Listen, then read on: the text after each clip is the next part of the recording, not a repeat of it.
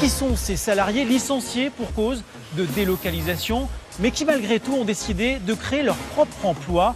Nous irons chez Indiscrète, près de Poitiers, qui fabrique de la lingerie féminine 100% française. Nous sommes maintenant à Chauvigny, dans le département de la Vienne, à quelques kilomètres seulement de Poitiers. Nous sommes chez Indiscrète, concepteur, distributeur et fabricant de lingerie féminine. Bonjour Didier Degrand. Bonjour Florian Régnier. Le Made in France, c'est l'ADN de votre entreprise, car vous êtes finalement la preuve, contrairement à ce que l'on pourrait penser, qu'il est possible de fabriquer aujourd'hui de la lingerie féminine 100% française.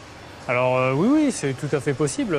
Maintenant, économiquement, il faut encore qu'on prouve quelque chose, c'est-à-dire tout simplement qu'on soit viable. Mais oui, c'est tout à fait possible.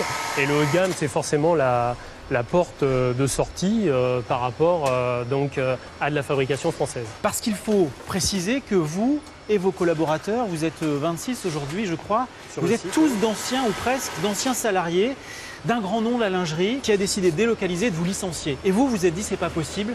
Il faut faire du Made in France en local. Alors je ne sais pas si on s'est dit c'est pas possible, mais en tout cas on avait envie de faire quelque chose en local parce qu'on espère et on pense qu'il est possible de faire quelque chose. Et c'est aussi une partie de la communication de cette entreprise, ou en fin de compte comment se différencier des autres. Donc le Made in France en est une des particularités. Quand vous dites on va continuer, on va commencer une histoire en fabriquant en France, justement au niveau du concept, qu'est-ce que vous décidez de faire différent pour sortir du lot? Alors déjà, la première des choses, c'est qu'économiquement parlant, il était inconcevable d'avoir un stock de produits finis. Donc nous créons des produits, nous proposons nos produits en présentation à domicile, que ce soit en présentation de groupe ou en face à face, parce qu'il faut respecter aussi, on est sur des produits qui sont des produits confidentiels, des produits intimes, et donc il faut respecter cette intimité-là. Et donc nous ne fabriquons que ce qui est vendu, c'est-à-dire ce qui est engagé à 14 h aujourd'hui sort obligatoirement avant 14 h demain. On parle du Made in France. Est-ce qu'il faut qu'au niveau de la qualité, ce soit bien meilleur que ce que l'on peut trouver en grande surface ou en boutique habituellement? Alors oui, moi j'espère que c'est bien meilleur. En tout cas, on a des composants qui font qu'en fin de compte, nos produits, je pense qu'ils sont légèrement au-dessus, enfin ou nettement au-dessus de la qualité des produits. Après, la fabrication française et aussi une fabrication unique avec un pôle de fabrication unique permet d'avoir une homogénéité de fabrication, ce qui n'est pas le cas pour ceux qui fabriquent avec des sous-traitants différents. Et justement, vous vous retrouvez sur un marché concurrentiel.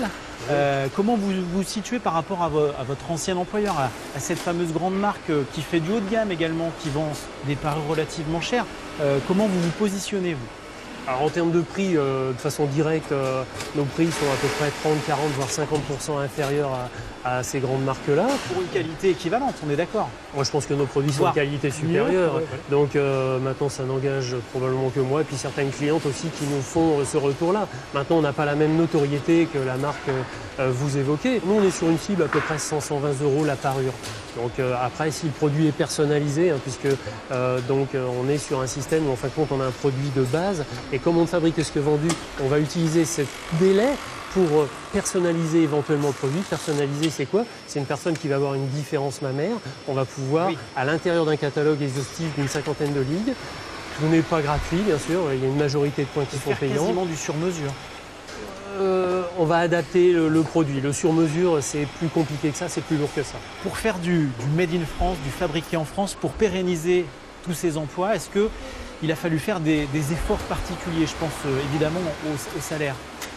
Ça va de soi, donc on est une petite entreprise, les salaires c'est du SMIC, c'est pour tout le monde comme ça ici, y compris nous.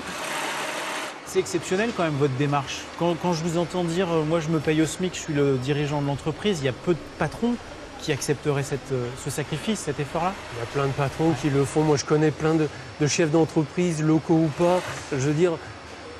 On entend parler au niveau média les grands patrons du CAC 40, mais on n'est pas sur la même planète. Alors après, est-ce que c'est bien, c'est pas bien? On a chacun son idée. Et moi, le premier, c'est carrément décalé. Enfin, ça veut rien dire. C'est pas la réalité du Made in France au quotidien, finalement. Mais non, c'est pas la réalité. Enfin, non. Forcément, j'avais beaucoup plus de salaire où j'étais avant que maintenant. Ça, je confirme. Merci en tout cas de nous avoir accueillis chez vous.